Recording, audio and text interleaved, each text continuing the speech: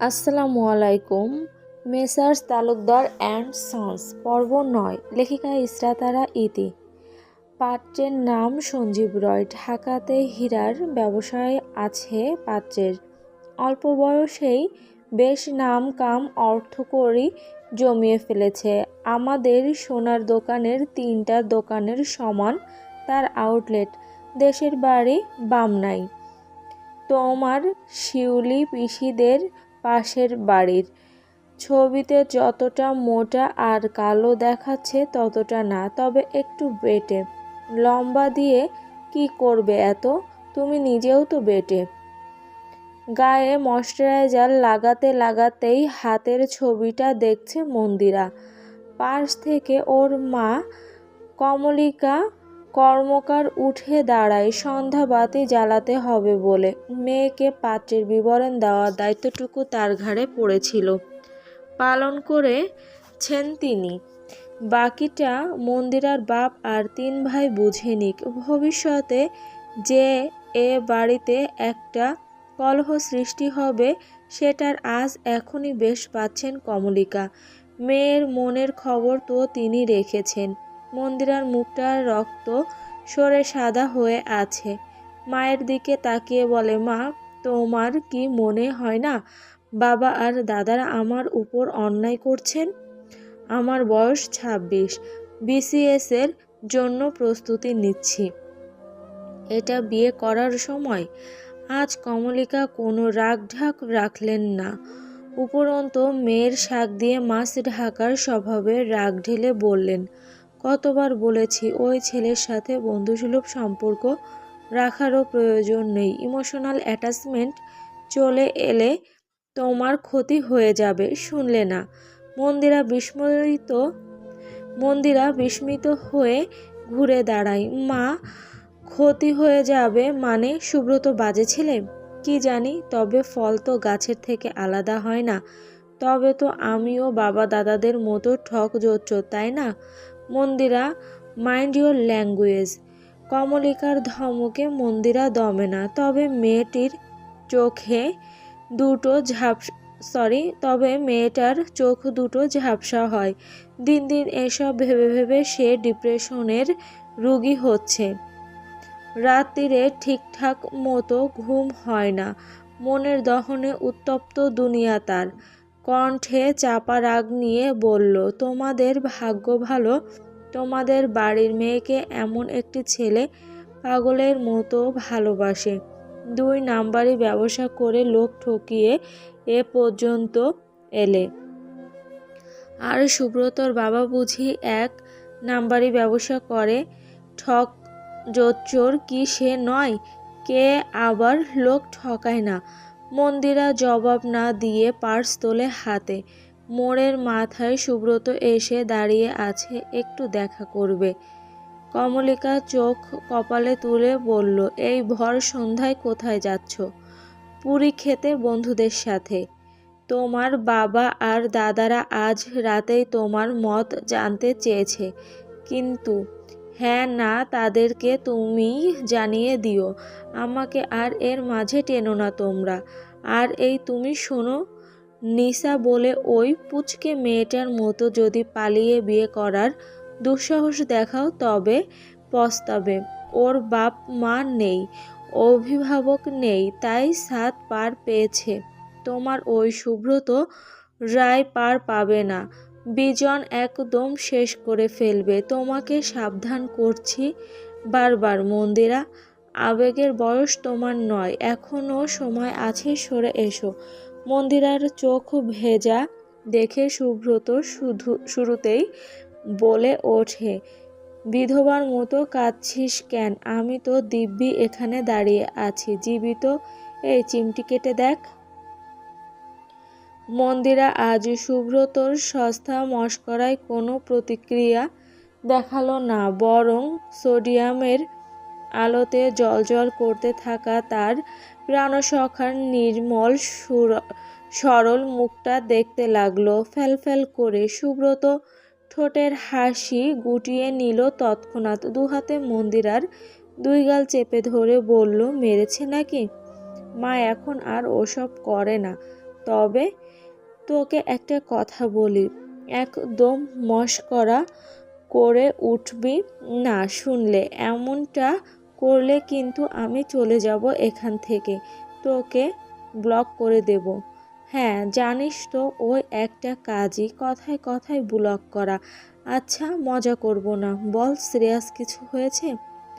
সুব্রতর মুখভঙ্গি গম্ভীর, কপালে উৎকণ্ঠার ভাঁজ। মন্দিরা হঠাৎ কেঁদে দিয়ে বলে, তোকে আমি 1 সপ্তাহ সময় দিলাম, এর মাঝে তুই কোনোভাবে তোর ফ্যামিলি আর আমার ফ্যামিলিকে ম্যানেজ কর, দাদারা পাত্র দেখছে কিন্তু।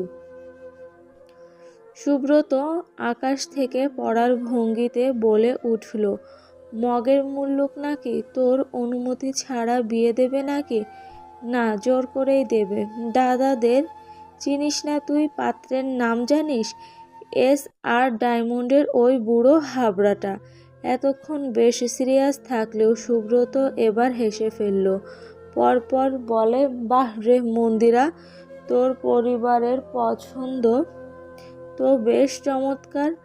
মন্দিরার রাগ বাড়ে, টিস্যু দিয়ে নাকের সর্দি মুছে নেয়। আসলেই আমার মতো বিস্তীর্ণ নয়, মুরদহীন এক অপদার্থই আমার রুচির দৌড়, যে কথায় কথায় ভ্যাটকাতে জানে শুধু, আর কোনো মুরত নেই তার। ছাদের বাইকের পিছে বসে শহর চষা রাতে ফোন কলে একটু আমাকে জাদু শোনা বলে, দুটো গরম প্রেমের কথা বলে আমাকে আবেগী করা, এছাড়া আর কিছু কি মুরদ তার? সত্যিই আমার পরিবারের পছন্দ বেশ দারুণ, অন্তত আমার পছন্দের মতো নয়।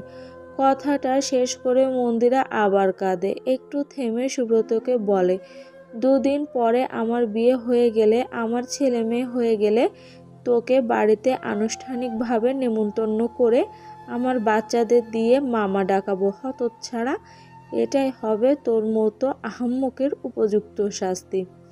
হাঁ করে আছে সুব্রত। ওরা দাঁড়িয়ে আছে গলির ভেতরে একটু আড়াল হয়ে। মন্দিরা দেয়ালে পিঠ ঠেকিয়ে নাকে ওড়না চেপে কাঁদতে কাঁদতে বলে, সব চিন্তা সব দায় যেন আমার, কাপুরুষ একটা।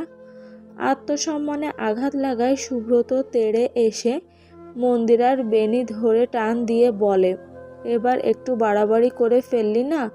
সুপুরুষ কাকে বলে? এতদিন তো তুই স্টুডেন্ট ছিলিস, আমিও রিটেক খেয়ে বসেছিলাম, বিয়ের কথা তুলতাম কোন মুখে? এখন কথাটা কানে দিয়েছিস, একটু সময় দিবি না ভাবতে? তোরা মেয়েরা পারিসও বটে, শালা কে বলেছিল তখন প্রেম করতে? মন্দিরা শেষের কথাটা শুনে দ্বিগুণ রাগে অভিমান নিয়ে ঘুরে দাঁড়ালো বাড়ি ফিরবে বলে। অমনি হাতে টান খেলো, পরপর টের পেল শক্তপোক্ত বুকে ওর মাথা ঠেকেছে, কেউ খুব আলতো করে ওকে ধরেছে। ক্ষণিকের জন্য ওর কানের কাছে মুখ নিয়ে বলছে, সর্বোচ্চ কদিন সময় নিয়ে পরিবারকে মানালে আমি কাপুরুষ থাকবো না তোর কাছে। মন্দিরা নিশ্চুপ, ওর শরীর ভেঙে আসছে এই মানুষটার আজলেশে। ঠিক প্রথম অনুভূতির মতো হাই স্কুলে মানুষটার থেকে অঙ্ক বুঝে নিতে গিয়ে যেভাবে শরীর ভেঙে আসছিল, ঠিক সেভাবে ভেঙে আসছে। বলে না কথা, ও চুপচাপ কাঁদে। সুব্রত ওর কানের কাছে থেকে চুলের গোছা সরিয়ে দেয় আদরের সহিত। বলে, রাতে ফোন কলে শুধু প্রেমের গরম আলাপ পাড়ার মন্দিরা তুই নোস আমার, আমি তোকে কি ভাবি? তোর মতো মন্দিরার গোবর ঠাসা মাথায় ঢুকবে না কখনো। বাড়িতে যা, চিল্লাচিল্লি করে মার্কেট পাওয়া যায় না, আমাকে 2 দিন ভেবে প্রস্তুতি নিতে দে। সাদের থেকে বুদ্ধি নেই আগে। মন্দিরা চোখ তোলে, কণ্ঠে নিদারুণ আকুলতা নিয়ে বলে, কিছু না হলে কি করব? পরে পালিয়ে যাব? মাথা খারাপ? সবার সামনে দাঁড়িয়ে তোর সিঁথিতে 10 কেজি সিঁদুর ঢালবো আমি। মসজিদের বাইরে পা রেখে মিনিটখানেক নিচে চামড়ার জুতো জোড়া খুঁজে আশেপাশে তাকায় সাদ। অনেক দূরে বাড়ির প্রাইভেট কার নিয়ে দাঁড়িয়ে আছে সুব্রত। স্বল্প স্কয়ারের সামনে স্বপ্ন স্কয়ারের সামনের পুকুর পাড়ে, যেখানে সবসময় দাঁড়িয়ে থাকে বন্ধুর অপেক্ষায়। সাদের গায়ে একটা সাদা পাঞ্জাবি। শুক্রবার মসজিদে আসা হয়, তাই এটা পরা হয়। সুব্রতর সামনে এসে দাঁড়াতেই সুব্রত হাত বাড়িয়ে দেয় জিলেপি নিতে। সাদ পকেট থেকে কাগজে মোড়ানো জিলেপিটা দেবে তার আগে সুব্রত হাত ফিরিয়ে নিয়ে হো হো করে হেসে উঠল। আরে মজা করেছি, এটা এখন থেকে বাড়িতে গিয়ে নিসাকে দিস। সাদ সরু চোখে তাকিয়ে জিলেপিটা জোর করে সুব্রতর হাতে ধরিয়ে দিয়ে বলে, দুটো এনেছি ইমাম সাহেবের থেকে চেয়ে, তুই একটা নে। সুব্রত হাসে, তবে ওর হাসিটা আজকে রোজকার মতো প্রাণোচ্ছল নয়, বেশ চিন্তিত মুখভঙ্গি। সাদ ওকে পড়ে ফেলে চট করেই। পরপর গাড়িতে উঠে বসে বলে, মন্দিরার বাড়িতে না হয় আমি যাব সব বলতে, তোর বাড়িতেও কি আমাকে গিয়ে বলতে হবে? প্যান্ট ভরে মুতে দিবি না তো বলতে গিয়ে? সুব্রত দাঁতে দাঁত পিষে ড্রাইভিং সিটে গিয়ে বসে বলে, তুই আর মন্দিরা আমাকে একটু সম্মান দিয়ে কথা বলতে চাস না কেন বলবি? তুই সেটার যোগ্য না। সাদ শ্বাস ফেলে সুব্রত। এবার বেশ মন খারাপ করে বলে, it is a matter of হতাশা। ওকে কাল কথা দিয়ে এসেছি 3 দিনের ভেতরে সবটা ম্যানেজ করব। সিটে গা এলিয়ে সাদ চোখ বুজে নেয়। মাথা ভর্তি হয়ে আছে রাজ্যের কথা। নিসা আজ শুক্রবার একটা স্পেশাল কোচিং ক্লাস করতে গিয়েছে। ও বাড়িতে এসেছে কিনা জানা হয়নি। আজ বিকাল নাগাদ সাদের ইন্টারভিউয়ের রেজাল্ট দেবে। এত কিছু পাশে সরিয়ে রেখে ঠান্ডা গলায় বলে, তো কথা দিয়েছিস, সমস্যা কোথায়? সমস্যা ওর 3 ভাই। কাল বাড়িতে ফেরার পথে ব্যালকনি হিন্দু পাড়ার নন্দিনী কাকিমার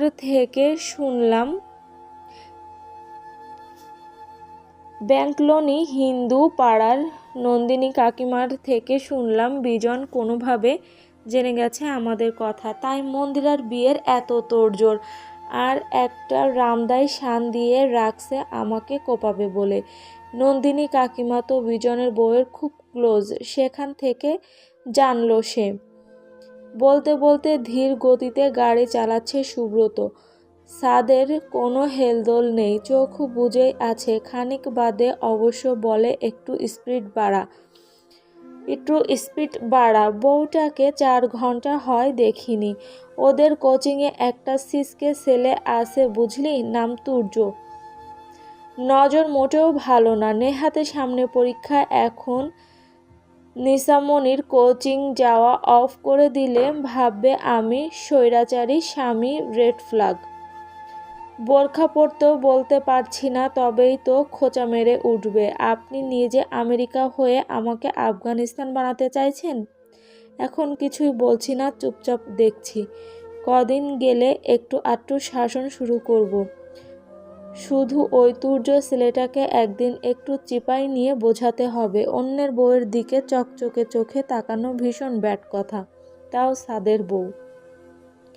ইটস এ ম্যাটার অফ আশ্চর্যের। তুই এত খবর কোথায় পাস? সাদ অস্পষ্ট হেসে বলে, দল ছেড়েছি, ছোট ভাইগুলো আমায় ছাড়ে না, ওরাই দেয়। সুব্রত হো হো করে হেসে বলে, তুই যাচ্ছিস? আমি ভেবেছি বউয়ের সাথে তুই ঠিকই ক্যামেরা ডিভাইস লাগিয়ে রেখেছিস। আচ্ছা শোন, হা হা হা, একটা কথা মনে পড়ে গেল। থানার ওসি স্যার তোকে হেব্বি ডরায়। হি হি করে হেসে আবার বলে, সেদিন রাতে দেখলাম। আবার হাসে। ও ভাবছে কনস্টেবল রিনার সাথে তার লটকালটকির গোপন ভিডিও ক্লিপ তোর দলের ছেলেদের কারো কাছে রয়ে গিয়েছে, তাই তোকে এত সমঝে চলে হারামজাদাটা। হে হে হে। মিনহাজ ও আতঙ্কে থাকে সারাদিন বিষয়টা নিয়ে। সাদ তৎক্ষণাৎ মুখ অন্ধকার করে ফেলল। সুব্রত নিজেকে সংযত করে বলল, আচ্ছা এই চ্যাপ্টার বাদ, তোর চাকরির কি খবর? আজ জানাবে। গাড়ি ছুটে চলে আমতলার পার রোড অভিমুখে। সুব্রত বলে, আরে এখন বল আমি কি করব? আগে একটা জিডি করে রাখবো। সাদ বলে, ওর 3 ভাই থাকলে তোরও 1 ভাই আছে, এত চাপ নিস না। আব্বুর মেজাজটা একটু ঠান্ডা হোক, এর মাঝে কোনো ঝামেলা বাঁধাবো না আমি। তারপর তোর এই 1 ভাই যথেষ্ট। মন্দিরা 3 ভাইকে সামলে নিতে। নিসা বাড়িতে ফিরে নাফিয়াকে দেখে বেশ অবাক হলো। কোচিং করেছে জেলা স্কুলের পেছনে ম্যাথ টিচারের কাছে। শুক্রবারের দুপুরে ফাঁকা রাস্তা দিয়ে হেঁটে হেঁটে বাড়িতে এসে ঘমার্ত মুখটা মুছে হাসে সে। নাফিয়া বিছানার চাদর ঠিক করছে নিসাদের। ও বাড়ি থেকে শাহনাজ বেশ কিছু মালপত্র পাঠিয়েছে স্বামীকে লুকিয়ে, যেমন হাতের নকশি সেলাই করা বিছানার চাদর, বাড়ির ভাজা মুড়ি, খই, আচার, সাদের জন্য গরুর মাংসের আচার আর কিছু ফুল গাছের টব। নাফিয়া এসে রান্না করেছে, ঘর মুছেছে। মুখের ক্লান্তি হাসিতে বিলীন করে বলে, তোদের জন্য সবাইকে কত মিথ্যা বলতে হয় জানিস? আব্বাকে বলে এসেছি আমি বান্ধবীর বাড়িতে যাই। নিসা ফ্যান ছেড়ে দিয়ে গা জোড়াতে বসে। গোসল করবে খানিক বাদে। এই বিধ্বস্ত বেশে ওই লোক দেখে নিলে সেটাও লজ্জার নিসার কাছে। নাফিয়া এগিয়ে এসে ওর সম্মুখে বসে। মুখ ভরা দুষ্টু হাসি নিয়ে ফিসফিসিয়ে বলে, তোকে ছোঁয়নি তাই না? আহাম্মকটা এখনো। নিসা লজ্জায় আবার চোখ নামিয়ে নেয়। নাফিয়া হাসতে হাসতে গালি দেয় সাদকে, গাধা একটা। আচ্ছা নিসা, তুই ওঠ, যা শিগগির গোসল করে আয়। কেন? আরে আগে আয়, তারপর বলছি। নিসা বাধ্য মেয়ের মতো গোসল সেরে এসে দাঁড়াতেই দেখল নাফিয়ার হাতে একটা লাল শাড়ি। নিসা ওসব দেখে আতকে উঠে বলে, ওসব কে পরবে? ওর হাত টেনে সামনে এনে দাঁড় করিয়ে নাফিয়া বলে, তুই পরবি? কিন্তু কেন? ওমা, বিয়ে হয়েছে, বউ মানুষ, শাড়ি পরবি না? নিসা চুপ করে আছে। নাফিয়া ওর থুতনি ধরে বলে, এসব না পরলে তোর বরের মনে হবে না সে বিয়ে করেছে, এটা আমি বুঝেছি। আচ্ছা শোন, একটা চুমুও খাইনি? নিসা হাসে নত মস্তকেই। নাফিয়া বলে, খেলে ভালো, না খেলে আজ খাবে। ওরা 3 ভাই দেখতে লম্বা খাম্বা, এমনিতেই লাজুক, তাই হয়তো সময় নিচ্ছে। শোন নিসা, একটুও ছাড় দিবি না শুরু থেকেই। শয়তান সুযোগ খোঁজে স্বামী স্ত্রীর মধ্যে ঢুকে বসতে। আর এত স্পেস নিতে হয় না রে। স্বামী স্ত্রীর সম্পর্কে কোনো স্পেস থাকতে নেই। বিয়ে করেছিস দুজনের মতে, এখন শুধু বাতি নিভিয়ে আদর করার পালা। নিসা কাঁপল। বড় ভাবে ভীষণ অমায়িক মানুষ, কিন্তু মাঝে মাঝে ভীষণ লজ্জা দেয় নিসাকে। নাফিয়া খিলখিল করে হেসে ওঠে। নিসার গাল টেনে বলে, আমাকে খারাপ ভাবছিস নাকি? আচ্ছা ভাব, তবুও সত্যিটা বলবো। তোকে তো শিখিয়ে পড়িয়ে নেওয়া উচিত। শোন বলি তোকে, শুরু থেকেই একদম নিজেকে ওর সামনে গোছানো হিসাবে প্রেজেন্ট করবি। আজকালকার ছেলেরা সংসার করতে সরল মেয়ে খুঁজলেও ওই বেলাতে বুঝদার মেয়ে খোঁজে যে ন্যাকামি কম করে। আর এরা ওপরে ওপরে যদিও বা বলে এরা সাদামাটা মেয়ে পছন্দ করে, আসলে এরা সাজুগুজু করা নারী পছন্দ করে। তুই সবসময় ওর সামনে চূড়ান্ত সেজেগুজে থাকবি। সাজা বলতে একটু সুগন্ধি মাখবি, খোলামেলা পোশাক পরবি, ওড়না একটু সরিয়ে রাখবি, লিপস্টিক লালটা দিবি না, লিপ গ্লোজ দিবি। নাফিয়া বকবক করেই যাচ্ছে। নিসা শুনছে আর ক্ষণে ক্ষণে চমকে উঠছে, শিউরে উঠছে, তার কান দুটো গরম হচ্ছে। হঠাৎ ওর দুকাঁধ ধরে নাফিয়া বলে, তবে তবে তবে একটা কথা মনে রাখবি, নিজে থেকে সেধে সেধে কখনো আদর নিতে যাবি না, এতে তোর দাম কমে যাবে। যদি টের পায় তুই একদম রেডি টু টাচ ওয়াইফ, তবে পেয়ে বসবে। একটুও যত্ন নিয়ে রোমান্স করবে না, আর না তোর মন মুড বোঝার চেষ্টা করবে কখনো। আসলে বিছানায় টানবে, আসবে বিছানায় টানবে, আর গল্প শেষ। এছাড়াও যে একটা নারী কত কি চায় স্বামীর থেকে, দুটো আদর মাখা কথা, ছোঁয়ার জন্য একটু বায়না, কাছে টেনে মাথায় হাত বুলিয়ে নরম আদর করা, এগুলো ধারই ধারবে না। তাই অতি আবেগী হয়ে বেশি লাই দিবি না। সে স্বামী, সে এসে তোকে কাছে টানবে, তোকে মানাবে, তুই যাবি না আগে।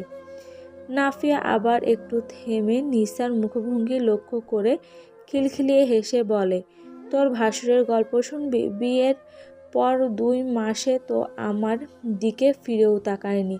তার একটা এক্স ছিল, অমৃতা, না জানি অমৃত নাম। তার কষ্টে বেহুশ ছিল। আমি এত কাঁদতাম একা একা। তারপর মন শক্ত করে নিজেকে সাজিয়েছি, শপথ নিয়েছি এই ব্যাটার মন তো আমার প্রতি ফেরাবই ফেরাবো। ওর কাছে ধর্ণা দেইনি গিয়ে, নিজেকে সাজিয়ে গুছিয়ে ওর সামনে চলাফেরা করেছি, সংসারে কাজ করে গিয়েছি। শেষটায় ও এসে ধরা দিয়েছে। আমি গিয়ে হ্যাংলার মতো ওর গায়ে ঝাঁপিয়ে পড়িনি, ও টেনেছে আমায় কাছে। নাফিয়া তার বক্তব্যের ইতি টানার আগে বলে, আবার বেশি দম্ভও দেখাবি না। এই যে শাড়িটা পরিয়ে দিচ্ছি, ও কাছে আসলে ভদ্র মতন ওর সব কথা শুনবি, মেনে নিবি। পাবলিক ভার্সিটিতে পড়ে দেশের হালচাল দেখে এটুকু বুঝেছি, তোদের মতো কম বয়সী মেয়েদের চোখ ফুটলে ফল খুব খারাপ হয়। আজকাল একটা অল্প বয়সী মেয়েকেও দেখি না এক থালায় ভাত খেতে। বাবা মা অল্প বয়সে বিয়ে তো দিয়ে দেয়, কিন্তু এরা বিয়ের পরেও উড়ু উড়ু ভাব নিয়ে চলে। আগেই সাবধান করে দিচ্ছি নিসামণি, স্বামীর প্রতি সব মনোযোগ রাখবি, ওকে নিয়েই মেতে থাকবি, এটাই আসল স্বর্গ। বাইরের দুনিয়ার মোহে স্বামীর প্রতি বেখেয়ালি হবি না কখনো, খবরদার, মনে থাকবে? নিসা বাধ্য মেয়ের মতো মাথা নাড়ায়, তার মনে থাকবে। দরজা খোলা পেয়ে সাদ চুপচাপ ভেতরে ঢুকে ওদের শোবার ঘরের সামনে গিয়ে দাঁড়িয়ে পড়ল। ভেতরে 2 জায়ের কথোপকথন শুনে স্তম্ভিত সে। নাফিয়া তখন নিসার আঁচলটা ঠিক করে দিতে দিতে বলল, আমি এখন চলে যাব। শাড়িটা যেমন করে পরিয়ে দিয়েছি তেমনই রাখবি। পেটটা যেন এভাবে একটু বের হয়ে থাকে। আবার ওকে বুঝতে দিস না, তুই ওকে দেখাতে এটা করেছিস। এমন ভাব ধরে থাকবি তুই ভীষণ ব্যস্ত, কাজ করতে গিয়ে এটা হয়েছে। আর শোন, হুট করে আঁচলটা একবার ফেলে দিস তো, ভাব করবি অনেক বড় একটা দুর্ঘটনা ঘটে গিয়েছে, আর তুই লজ্জায় শেষ। একটু থেমে নাফিয়া বলে, না, তুই হাবাগোবা দেখতে, তুই এই চালাকি কাজ পারবি না, ধরা খেয়ে যাবি। তুই শুধু পেট বের করে রাখ। তবে খবরদার নিসা, বুঝতেই দিবি না তুই ওর অ্যাটেনশন পেতে চাস, ওকে? নিসা জবাব না দিয়ে তার মাথাটা আরও নিচু করে নেয় লজ্জায়।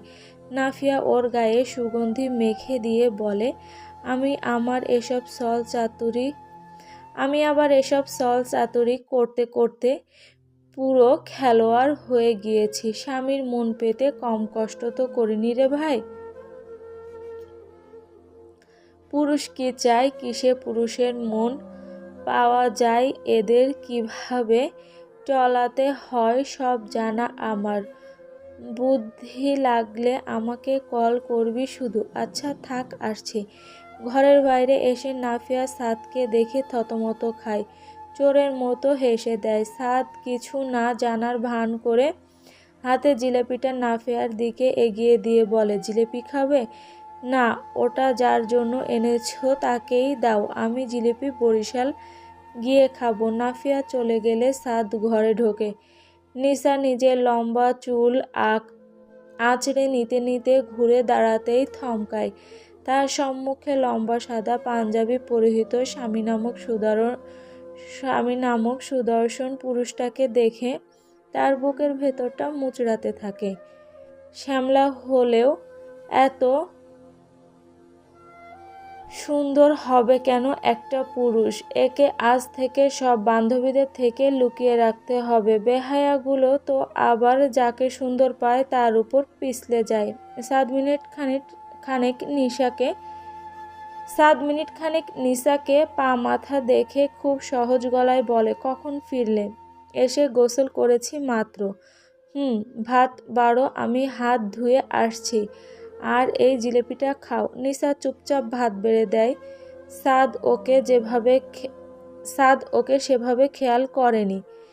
এটা এক দিক থেকে স্বস্তির। বড় ভাবির শিখিয়ে দেয়া ওসব কাজ নিসা পারবেই না।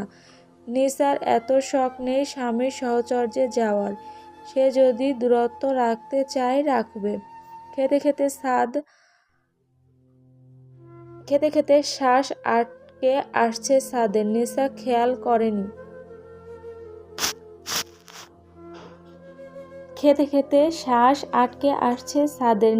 খেয়াল করেনি। সে ঘুরে ঘুরে ব্যাগ থেকে বইপত্র বের করে কক্ষের একপাশে রাখছে। সাদ অল্প খেয়ে উঠে গিয়ে চুপচাপ বিছানায় বসে থাকে থম মেরে। নিজের মনোযোগ বিচ্ছিন্ন রাখতে ক্রিকেট দেখে খানিক সময়, কিন্তু ওই যে বেহায়া চোখ পাশে বসে বই বের করে উল্টাতে পাল্টাতে থাকা রমণীর খুব গোপন সৌন্দর্যই দেখতে চায়।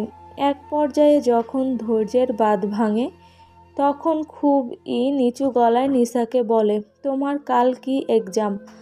ম্যাথ। কিন্তু কেন?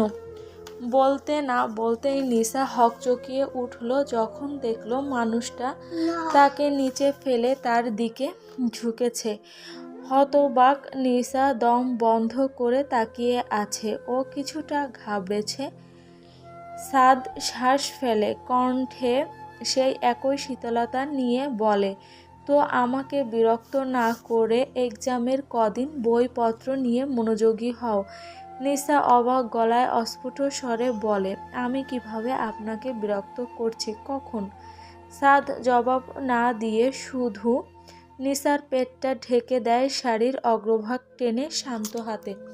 চলবে। আমাদের গল্পটি যদি ভালো লেগে থাকে অবশ্যই একটি লাইক দিয়ে যাবেন এবং আমাদের এই গল্পের পরবর্তী পার্ট দেখার জন্য আমাদের চ্যানেলটিকে সাবস্ক্রাইব করে সাথেই থাকবেন। ধন্যবাদ।